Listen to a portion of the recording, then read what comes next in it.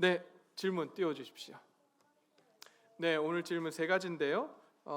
첫 번째 질문은 걸려 넘어지게 한다는 것은 어떤 말인가요? 왜 하나님께서 걸려 넘어지게 하는 사람만 책임을 물으시고 걸려 넘어지는 사람에게는 책임을 묻지 않으시나요? 결국 걸려 넘어지는 사람도 범죄한 것은 아닌가요? 라고 질문을 해줬는데요. 이게 이제 세번역 성경이기 때문에 걸려 넘어진다는 표현을 했고요. 저희 성경에서는 실족하게 하면이라고 하는 단어로 번역이 되어 있습니다. 이게 이제 그 걸려 넘어진 사람과 걸려 넘어지게 하는 사람에 대한 이야기잖아요. 실족해 하는 사람과 실족을 당하는 사람, 이 두 가지를 이야기를 하고 있는데 왜 이렇게 그 걸려 넘어지게 하는 사람에게만 하나님께서 책임을 물으시는가? 그것은 문맥상에 우리가 살펴봐야 하는 되는 내용입니다. 좀 이따 살펴보겠지만 힘 있는 자와 힘 없는 자, 연약한 자의 대립 구조 속에서 이 이야기를 하시기 때문에 힘 있는 자가 힘 없는 자를 걸려 넘어지게 할 때 하나님께서 그것에 대해서 책임을 물으시겠다, 이렇게 말씀을 하는 겁니다. 그래서 결국 걸려 넘어지는 사람도 범죄한 것은 죄를 범한 것이 아닌가, 이게 이제 문맥상과 상관없이 보게 되면 우리가 이제 걸려 넘어지다라고 하는 단어, 이 말을 쓸 때 죄에 걸려 넘어지다 뭐 이렇게 표현을 하기 때문에 그런 의미를 그런 생각을 하게 되는 것 같아요. 근데 여기서 지금 이야기하는 건 죄에 걸려 넘어지는 것이 아니라 힘 있는 자에 의해서 업신여김을 당한다, 이 이야기를 하고 있는 겁니다. 그렇게 해서 업신여김을 당함으로 실족해 되는 상황을 이야기하고 있기 때문에 걸려 넘어지는 사람도 죄를 범했다라고 하기에는 무리한 해석이 될 것 같습니다. 자, 두 번째, 잃은 양은 예수님 말씀하신 작은 자 중에 업신여김을 받은 사람인가요? 라고 질문을 했는데요. 네, 맞습니다. 또 작은 사람이 아이를 지칭하는 건가요? 네, 아이를 지칭하고 있습니다. 세 번째, 남은 99마리 양은 누가 보호해 주나요? 99마리 양들도 넘어지거나 다치지 않을까요? 라고 질문을 했는데요. 비유의 포인트는 잃은 양도, 길을 잃은 양도 똑같이 중요하다라고 하는 사실을 말씀해 주기 위해서 이 비유를 하신 겁니다. 비유의 포인트가 99마리보다 99마리가 더 중요하지 않다, 이걸 이야기하는 것이 아니고 또 누가 보호하는가, 이걸 이야기하기 위해서 비유를 드신 것이 아닙니다.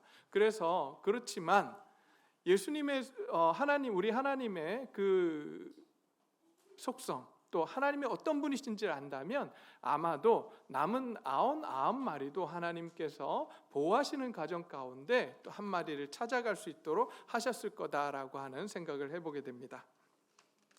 네, 질문 여기까지 하고요. 자, 오늘 본문 말씀으로 들어가겠습니다. 여러분, 그 12절부터 14절까지가 원래 제가 나누고자 했던 본문 말씀인데요. 12절부터 14절까지의 말씀을 보게 되면 잃은 양과 99마리 양에 대한 이야기가 나옵니다. 이 본문은 주로 언제 많이 들으셨는가 곰곰이 한번 생각을 해보시면요, 언제 많이 들으셨냐면 총동원 주일에 한 마리 잃어버린 양을 구해야 된다, 그렇게 해서 주위에 전도하기 위해서 이 본문을 많이 사용했던 것을 보게 됩니다. 그런데 잃어버린 양 찾기라고 하고 막 이렇게 총동원 주의를 할 때 이 본문을 사용했는데, 근데 우리가 놓치고 있는 것들이 있는 것 같아요. 그렇게 사용해서는 안 된다라고 제가 말씀드리는 게 아니라 과연 본문이 그 이야기를 하고 있는 것인가, 도대체 지금 여기서 잃어버린 양이라고 하는 것은 누구를 의미하고 왜 지금 이 비유를 하셨는가 하는 것을 우리는 살펴봐야 합니다. 그 속에서 진짜 예수님께서 하고자 하셨던 의도, 말씀이 무엇인가를 찾아가야 되는데요, 우리가 놓치고 있는 게 한 가지 있어요. 뭐냐면 첫 번째, 잃어버린 양이 아니에요. 성경을 한번 자세히 보세요. 본문 한번 자세히 한번 볼까요? 자, 한번 12절 말씀 보겠습니다. 너희 생각에는 어떠하냐? 만일 어떤 사람이 양 100마리가 있는데 그 중에 하나가 뭘 잃었어요? 길을 잃은 양이에요. 잃어버린 양과 길을 잃어버린 양은 의미가 다릅니다. 길을 잃어버린 거예요. 어디로 가야 되는지. 나머지 양들은 길을 잘 찾아왔는데, 목자의 음성을 듣고 잘 찾아왔는데 한 마리 양이 길을 잃어버린 거예요. 그래서 잃어버린 양이 아니라 길을 잃은 양이에요. 자, 도대체 무엇을 이야기하는지 좀 이따 한번 살펴보겠습니다. 또 어떤 이야기냐면, 한 마리 양이, 우리는 그래서 전도할 때 원래 잃어버린 양이기 때문에 한 마리 양이 원래 100마리 양 안에 안 들어있을 거라고 생각하는 경우가 많이 있습니다. 그러나 오늘 본문을 보게 되면 뭐라고 말씀하시냐면 양 100마리가 있었다라고 이야기합니다. 한 무리가 있었고 100마리라고 하는 그 한 양의 무리가 있었는데 원래 있는 양 중에 한 마리가 길을 잃고 떨어져 나간 거예요.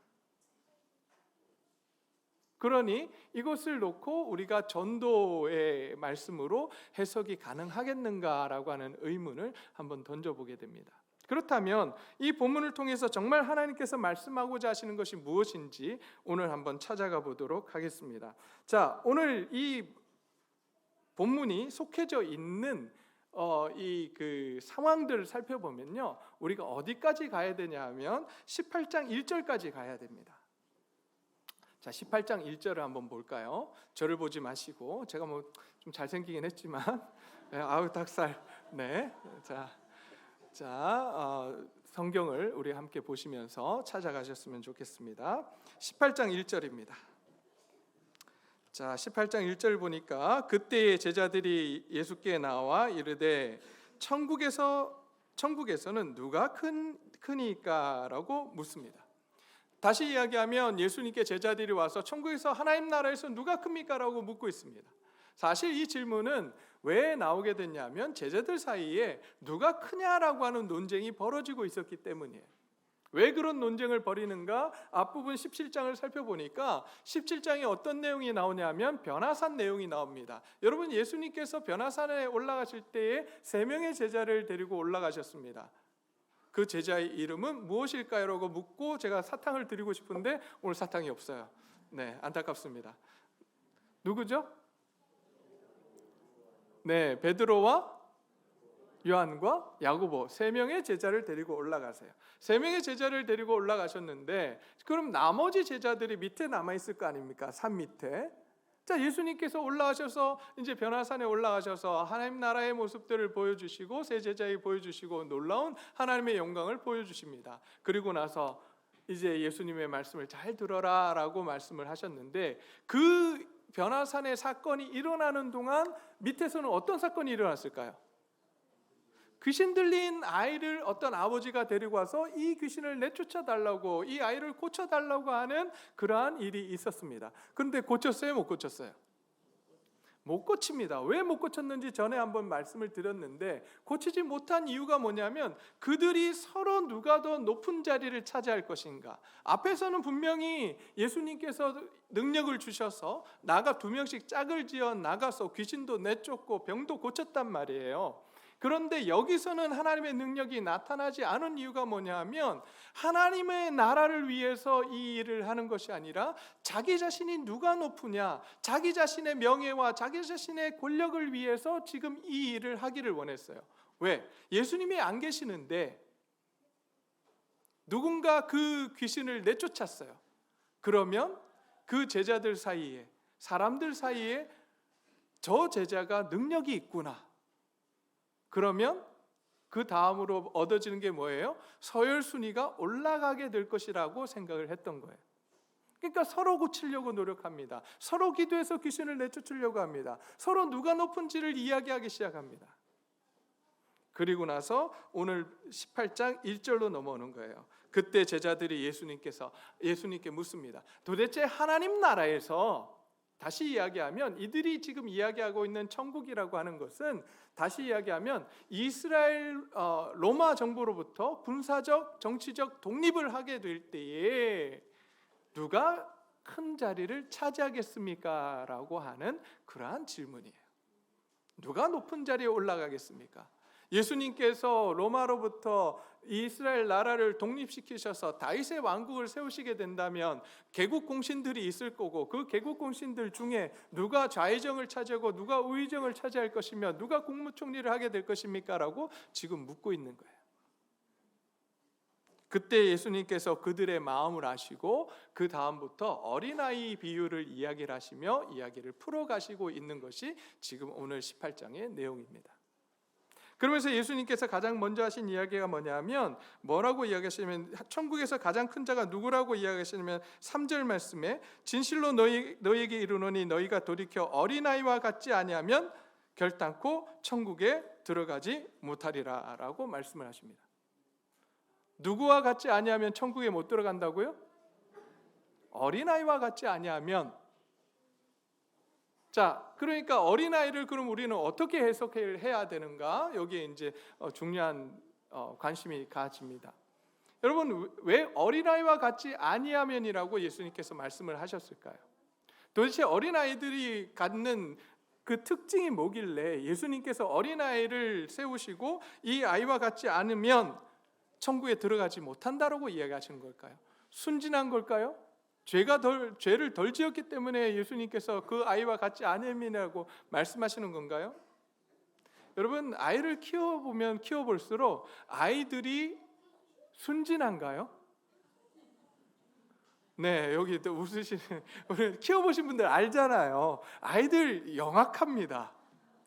가끔은 어른들 머리 위에 앉아서 어른들을 막 조종하려고 해요. 그게 인간이에요. 그게 죄성을 가지고 있는 존재라고요. 어린아이라고 해서 순진하다고요? 아니요, 그렇지 않아요. 여러분 곰곰이 한번 생각해 보세요.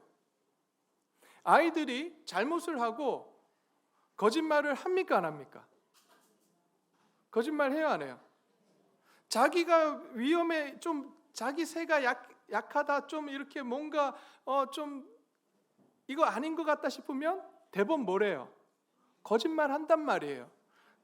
부모님이 거짓말 아이에게 가르쳤다. 나는 내 아이에게 거짓말 가르쳤다. 혹시 이 중에 계십니까? 안 가르쳤는데도 어떻게 애들은 거짓말을 하냐고요. 그게 우리가 가지고 있는 죄성이에요. 그렇다면 지금 예수님께서 어린아이를 세우시고 이 어린아이와 같지 아니함이라고 말씀하시는 건 순진하기 때문에, 죄가 없기 때문에, 죄성이 없기 때문이 아니라는 거예요. 그렇다면 여기서 지금 말씀하시는 어린아이와 같지 않으면이라고 하시는 건 뭘 의미하는가? 다른 거, 어린아이가 가지고 있는 특성이 뭐냐 하면 부모 의존적이에요. 여기서 지금 어린아이라고 하니까 큰 어린아이를 이야기하는 게 아니에요. 자기 혼자 뭔가를 할 수 없는 갓난쟁이들, 이런 아이들을 지금 이야기하는 거예요. 부모 없으면 살아갈 수 없는, 부모의 보호가 없고 부모의 공급함이 없으면 살아갈 수 없는 존재들을 이야기하는 거예요. 하나님 나라는, 천국은 어떤 곳이냐? 바로 하나님만을 의지하고 하나님만을 붙드는 자에게 주어지는 나라입니다.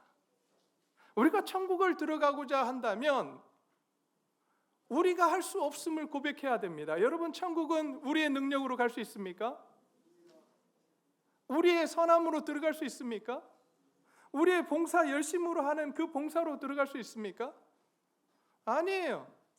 그래서 저는 옛날에 그 찬양 굉장히 좋아합니다마는, 돈으로도 못 가요. 어디요? 맘 착해도 못 가요? 오직 뭐로만 가요? 믿음으로 가는 나라, 하나님 나라. 오직 믿음으로, 예수 그리스도를 믿음으로 하나님의 은혜로 들어가는 나라가 어느 나라냐면 하나님 나라예요. 우리의 그 어떤 능력으로도, 우리의 잘남으로도 할 수 없다는 거예요. 오직 하나님이 우리에게 주시는 그 은혜로 말미암아 우리가 그곳에 들어가게 된다는 거예요. 그래서 우리는 하나님만 의지할 수밖에 없습니다. 우리가 살아가는 동안 하나님 없이 살아가는 인생 있을 수가 없어요. 그런데 저와 여러분은 어떻게 살고 계십니까? 지난 일주일을 살아오면서 어떻게 사셨습니까? 정말 하나님 아니고는 안 됩니다. 하나님 도와주세요. 그렇게 사셨습니까? 아니면 내가 할 수 있다고 생각하고 내 마음대로 내 뜻대로 주장하며 살아오셨습니까? 적어도 여기 계신 여러분들은 모르겠는데 저는 제 마음대로 살았어요. 내가 할 수 있을 것 같았고 내가 하면 될 것 같았고 그래서 그렇게 살아온 시간들이 거의 다 그랬어요. 말씀대로 살고 싶고 예수님 의지하고 싶고 하나님 바라보고 싶고 하나님만 사랑하고 싶은데 그게 안 됐던 삶이에요. 그래서 다시 한번 저는 이 자리에 와서 예배자의 자리에 와서 제가 지금 설교를 하고 있지만 예배자의 자리에 와 있는 거예요. 그러면서 하나님 앞에 기도하는 거예요. 하나님, 주의 도우심 없이는 내가 살아갈 수 없습니다. 하나님의 그 도우심이 없으면 내가 말씀대로 살아갈 수 없고 순종의 삶을 살아갈 수 없습니다. 하나님 도와주십시오. 그게 기도예요. 내가 할 수 없음을 인정하고 하나님 앞에 나아가는 것, 그게 기도예요. 오늘 여기 계신 모든 분들이 그 하나님의 도우심을 구하기 위해 이 자리에 나오신 줄 믿습니다. 그렇다면 주님 앞에 우리가 함께 고백할 수 있었으면 좋겠어요. 하나님 도와주세요. 어린아이와 같지 아니하면 하나님 나라 들어갈 수 없다 그랬는데 내가 예수님 처음 믿을 때는 하나님밖에 없습니다라고 고백했는데 어느덧 하나님 아니고 내 안에 내가 살아있고 내가 주인이 되어서 돈이 주인이 되고 권력이 주인이 되어서 살아가는 나의 모습을 봅니다. 하나님 용서해 주시고 다시 한번 내 삶의 주인이 하나님이 되시기를 원합니다. 하나님 도와주십시오. 오늘 이렇게 기도하고 돌아가는 귀한 시간이 되시기를 간절히 소원합니다. 자, 그리고 나서 이렇게 말씀하십니다. 그러므로 누구든지 어린아이와 같이 자기를 낮추는 사람이 천국에서 큰 자다. 자기를 드러내는 사람이 아니라 자기는 아무것도 못한다고 오직 하나님께서 하셔야만 할 수 있다라고 고백하는 자, 그 사람이 천국에서 큰 자라고 이야기합니다.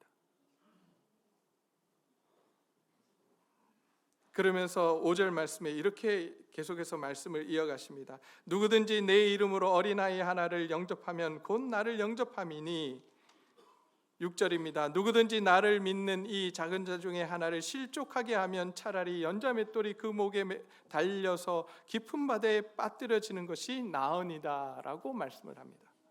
자, 이제 예수님께서는 어린아이를 작은 자를 영접할 거냐 아니면 업신여길 거냐 아니 실족해 할 거냐라고 하는 이러한 말씀으로 이제 말씀을 풀어가기 시작하십니다. 작은 자 하나를 너희가 영접할 건가? 공동체 안에 교회 안에 작은 자 하나 한 명을 영접할 거니 아니면 그 작은 자를 실족해 하고 넘어지게 할 거니.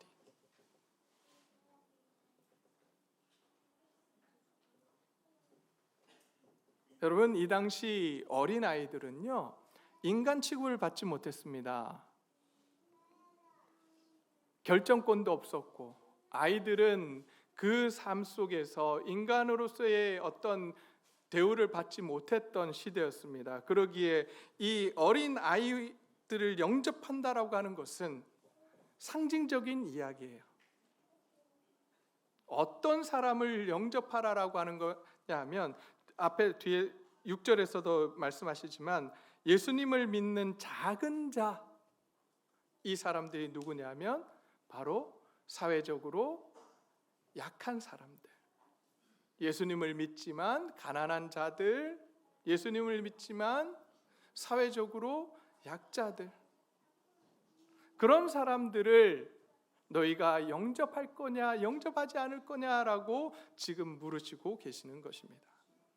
그 한 사람을 영접하는 것이 예수님을 영접하는 것이고 그 한 사람을 실족해 하는 것이 연자맷돌을 그 목에 달아서 깊은 바다에 빠지는 것이 낫다라고 지금 말씀하시는 거예요. 얼마나 그것이 위험한 일인지, 실족하게 하는 것이 얼마나 무서운 일인지 7절 말씀에 이렇게 말씀하십니다. 실족해 하는 일들이 있음으로 말미암아 세상에 화가 있도다. 실족해 하는 일이 없을 수는 없으나 실족해 하는 그 사람에게 화가 있다라고 말씀하십니다. 실족해 하는 자에게 하나님께서 결코 좌시하지 않으시겠다라고 말씀하십니다. 분명히 하나님이 심판하시겠다라고 말씀하십니다. 그 심판이 얼마나 무서운지 8절과 9절 말씀에 이렇게 말씀합니다. 만일 내 손이 내 발이 너를 범죄하게 하거든. 여기서 범죄하게 한다라고 하는 것은 무엇이냐면 실족해 하게 하거든. 누구를 실족해 하냐면 다른 사람을, 연약한 자들을 실족해 하거든. 나를 믿는 작은 한 사람을 실족해 하게 하거든. 그 손과 발을 어떻게 하라고요? 찍어버리라고 이야기합니다. 그래서 장애인이나 다리 저는 자로 영생에 들어가는 것이 두 손과 두 발을 가지고 영원한 불에 던져지는 것보다 낫다라고 말씀합니다. 또 내 눈이 너를 범죄하게 하거든. 내 눈이 너를 통해서 그 약한 자들, 작은 자 중에 하나를 실족하게 하거든 빼어내 버리고 한 눈으로 영생에 들어가는 것이 두 눈을 가지고 지옥불에 던져지는 것보다 낫다라고 지금 말씀하고 계시는 것입니다. 그러면서 10절 말씀에 삼가 이 작은 자 중에 하나도 뭐 하지 말라고요? 업신 여기지 말라라고 말씀합니다.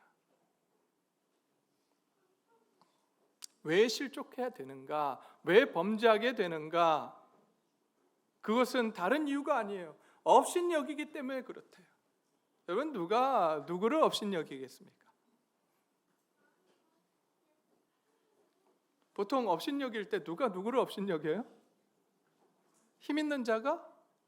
있는 자가? 힘이 있거나 돈이 있거나 권력이 있는 자가 없는 자들을 업신여깁니다.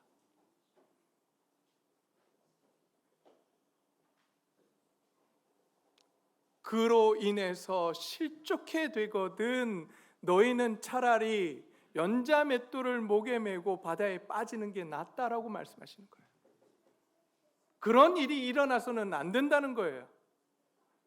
너희 공동체 안에 그런 일이 일어나면 안 된다는 거예요. 예수님께서 지금 제자들에게 그 말씀하고 계시는 거예요.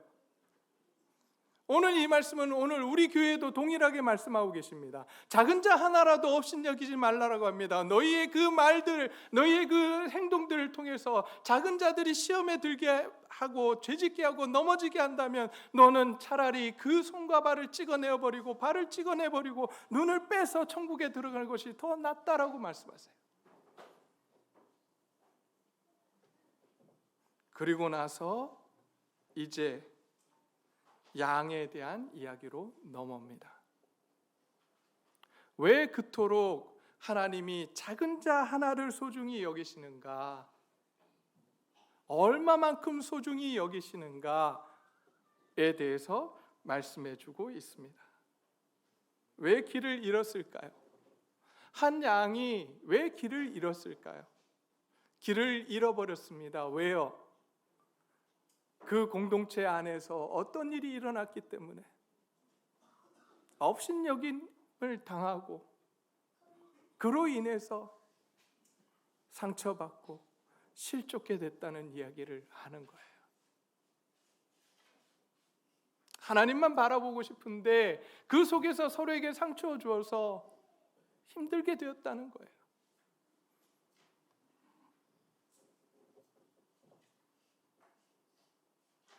그 한 마리의 길을 잃은 그 한 마리의 값어치가 얼마나 있는가? 바로 99마리와 동일한 가치가 있다라고 말씀하고 계십니다.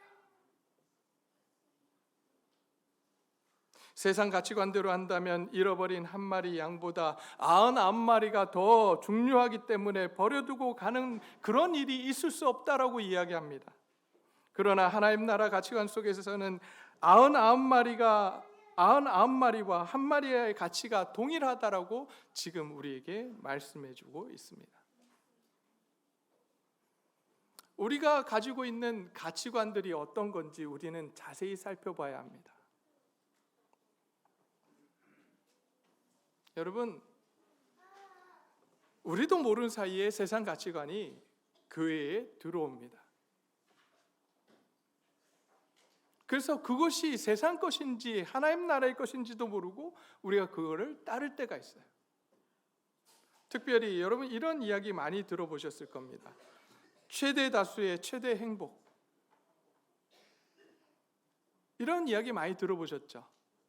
최대 다수의 최대 행복이라고 하는 이 말, 이건 공리주의라고 하는 근대 철학에서 나온 그러한 생각입니다. 그러한 사상이에요. 최대 다수의 최대 행복은요, 말은 좋은데 이 내용을 깊숙이 들여다보면 어떤 내용들이 들어있냐면 소수의 권리가 무시되게 됩니다. 한 사람의 이야기가 다수에 의해서 무시되게 됩니다. 뿐만 아니라 최대 다수의 행복을 위해서라면 그 과정이 어떠해도 상관없다라고 이야기합니다. 결과만 좋으면 과정이 무시될 수 있는 것입니다. 다시 이야기하면 나만 아니면 나의 행복을 위해서라면 옆 사람의 피해가 주어져도 상관없다라고 하는 거예요.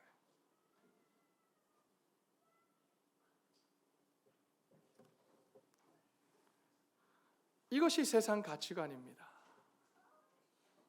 세상은 힘 있는 자가 힘 없는 자를 누르며 살아갑니다. 세상에서는 돈 있는 사람이, 권력이 있는 사람이, 힘 있는 사람이 목소리를 내며 그들이 결정권을 가지고 살아갑니다. 그러나 하나님 나라에서는, 하나님이 만드신 이 교회에서는 절대 그 일이 일어나서는 안 됩니다.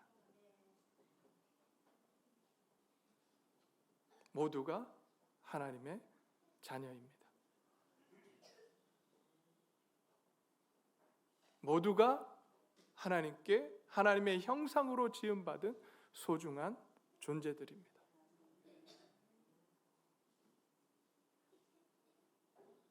우리가 이 사실을 잊지 않았으면 좋겠습니다. 교회 안에 가난한 자나 부유한 자나 힘이 있는 자나 권력이 있는 자나 없는 자나 모두가 하나님의 자녀입니다. 동일한 사람들입니다. 하나님의 형상으로 지음받은 동일한 사람들이에요. 여러분 혹시라도 제가 부자나 돈 있는 사람이나 이런 사람들만 좋아한다라고 하는 이런 모습이 보이거든 저에게 분명히 지적해 주셔야 됩니다. 저는 적어도 그렇게 하지 않으려고 노력합니다.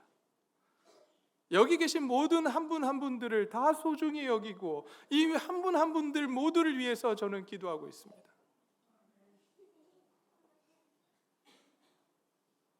분명히 제가 말씀드립니다. 저에게 그런 모습이 보이거든 이야기해 주셔야 돼요. 저도 그런 죄에 빠질 수 있는 뭘 가지고 있는 사람이에요? 죄성을 가지고 있는 사람이에요. 그래서 저를 위해서 기도해 주셔야 되고 제가 그런 모습이 보이면 단호컨대 지적해 주셔야 돼요.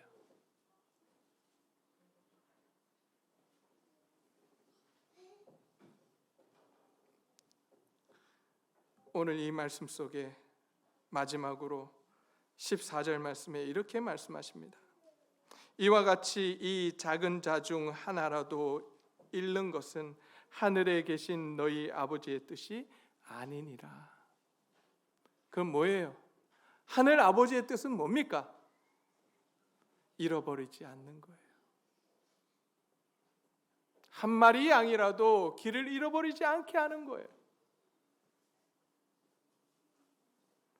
한 사람이라도 작은 자라도 연약한 사람이라도 영접하고 환대할 수 있는 공동체,